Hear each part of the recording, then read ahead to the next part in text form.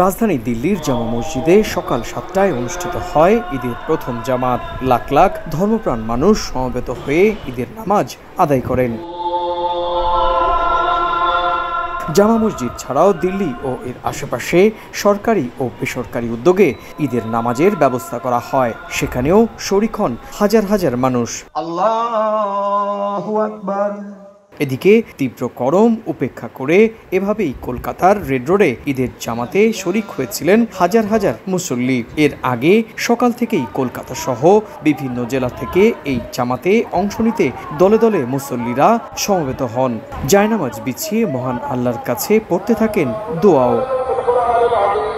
স্থানীয় সময় সকাল 8:30টায় অনুষ্ঠিত হয় ঈদের জামাত। এক কাতারে দাঁড়িয়ে ধনী গরিব সকল শ্রেণী পেশার মানুষ কাঁধে কাঁধ মিলিয়ে করেন ঈদের নামাজ আদায়। স্বাস্থ্য এবং স্বাদের মধ্যে চমৎকার একটা ব্যালেন্স করে পীর প্রিমিয়াম আয়োডাইজড লবণ। आप सबको ईद मुबारक। अल्लाह ताला सलामत रखे, सबको हमको खुश रखे।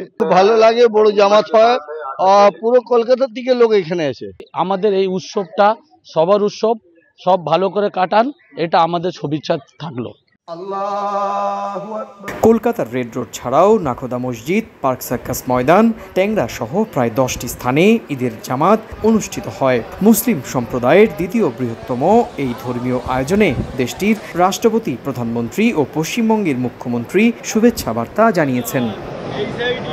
কলকাতার খেলাফত কমিটির আয়োজনে মূলত কলকাতার এই ঐতিহাসিক রেড রোডে অনুষ্ঠিত হলো পবিত্র ঈদুল আজহার এই নামাজ। আর সেখানে শরীক হয়েছিলেন প্রায় কয়েক লক্ষ ধর্মপ্রাণ মুসল্লি। কলকাতার ঐতিহাসিক রেড রোড থেকে সুব্রত আচার্য, সময় সংবাদ।